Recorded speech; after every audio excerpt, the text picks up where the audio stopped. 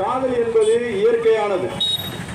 இந்த உலகில் பிறந்திருக்கின்ற, படைக்கப்பட்டிருக்கின்ற அல்லது உருவாகி இருக்கக்கூடிய செடி கொடிகள், பறவை இனங்கள் எல்லாம் பார்த்தீங்கன்னா காதலிகள் தான். மனிதர்களிலேயே நிறைய பேர் மனிதகுல விடுதலைக்கான போராட்டங்களை காதலிக்கிறார்கள்.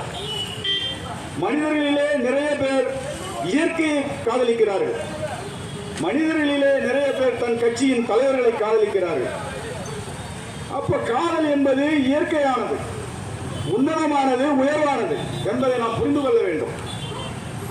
ஒரு பையன் 25 வயசு, பொண்ணுக்கு 21 வயசு அப்படின்னா அந்த வயசுல காதல் வரும் தானே. அட அறிவு கட்டவனையில இது இயற்கையின் விதி தானே. அப்படி காதல் வரலன்னா இன்னும் போய் டாக்டரை தான் பார்க்கணும். அப்போ காதல் என்பது உலகம் முழுவதும் வரக்கூடிய இயற்கையான ஆற்றல். ஆனால் இந்தியாவில் என்ன நடக்கிறது? காத்தவராயன் ஆரியமாலா காதலை எப்படி நசுக்கினீர்கள்? காத்தவராயன் எவ்வளவு வலு படைத்த சக்தி வாய்ந்த மனிதன். அவன் ஒடுக்கப்பட்ட மகன் என்பதனாலே காத்தவராயன் ஆரியமாலா படுகொலையை 1000 ஆண்டுகளுக்கு முன்னாலே என்ன பண்ணுது? பார்ப்பனியம் சிதைக்குது.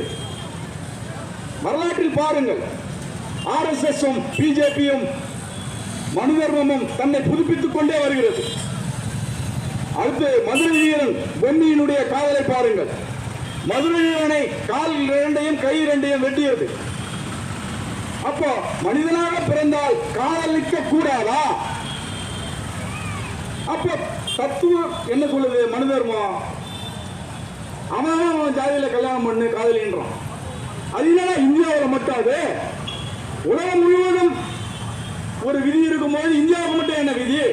சரி, ஒரு ஒடுக்கப்பட்டவன் ஒரு மேல்சாதி பொண்ணை காதலிக்க கூடாது என்று சொன்னால், சோழர் நேரு அவர்கள் சொன்னார், வெளிநாட்டுக்காரன் 78 பேர் நம்ம ஊர் மேல்சாதிகாரன் பொண்ணை கல்யாணம் பண்ணி போகிறான, அது காதல் இல்லையா? அது தடுக்கப்பட வேண்டியது இல்லையா? அப்ப இதெல்லாம் பார்க்கணும். காந்தியை கொன்றவன் கோச்சே. ஏன் காந்தியை கொன்னான்? காந்தி ஏன் கொன்னான்? அவன் ஒடுக்கப்பட்ட மக்களுக்காக, பிற்படுத்தப்பட்ட மக்களுக்காக பேச போறான். அவனை அப்படியே கொல்லுன்னு சொல்லி என்ன பண்ணுது? RSS வழிகாட்டல் கொடுத்து கொள்ளுது. குஜராத்தில் ரயில்வே அந்த ரயில் படுகொலையை செய்தது RSS. கோயம்புத்தூர்ல குண்டு அடித்தது RSS திட்டம். பாபர் மசூதி இடித்தது RSS. அப்ப நாடு முழுவதும் கலவரங்களையும் படுகொலைகளையும் செய்து கொண்டிருக்கக்கூடிய RSS தத்துவம் தான் மனு தர்மம்.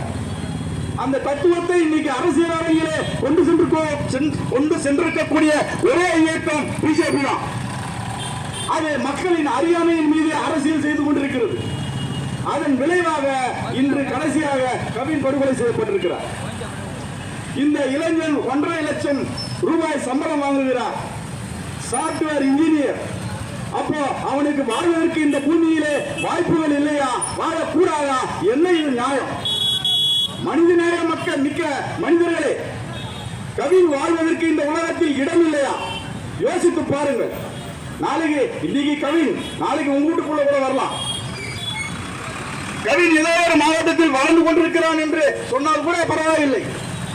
இன்று 40 முறை வெட்டி சாய்த்திருக்கிறார்கள்.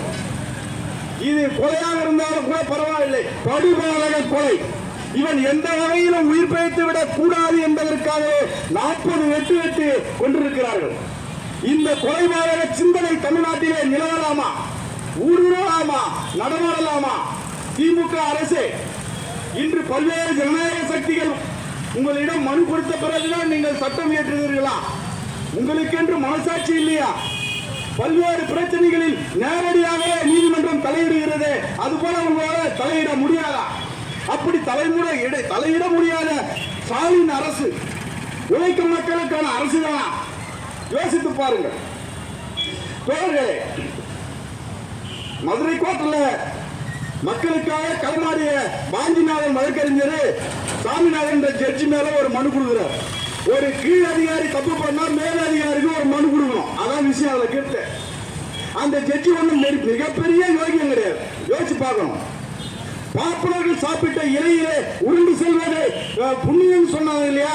அதை சரின்னு சொன்ன ஜட்ஜி அவரு. அந்த ஜட்ஜி எப்படியாப்பட்டவர்னு பாருங்க. தமிழ்தாய் வாழ்த்துக்கு எழுந்து நிற்காத சங்கராச்சாரி செய்தது சரி என்று சொன்ன ஜட்ஜி அவரு. அப்படிப்பட்ட தமிழர் விரோத, தமிழ் மொழி விரோத, தமிழ் மக்கள் விரோத ஜட்ஜிகள் தான் இன்னைக்கு தமிழ்நாட்டை ஆண்டு கொண்டிருக்கிறார்கள். இன்று காவல்துறை என்பது RSS மயமாகி கொண்டிருக்கிறது என்பதை நாங்கள் திரும்ப திரும்ப திரும்ப திரும்ப சொல்லிக் கொண்டே இருக்கிறோம். காவல்துறை என்பது RSS மயம், பிஜேபி மயமாக கொண்டிருப்பது. அதனுடைய விளைவுதான் இந்த ஆர்ப்பாட்டத்திற்கு அரை மணி நேரம் ஒதுக்குகிறார்கள் என்பதை நாம் புரிந்து கொள்ள வேண்டும். அந்த வகையில் நாம் புரட்சிகர இளைஞர் முன்னணி எடுக்கின்ற பல்வேறு போராட்டங்கள் மக்களுக்கானது, தமிழ் மக்களுக்கானது.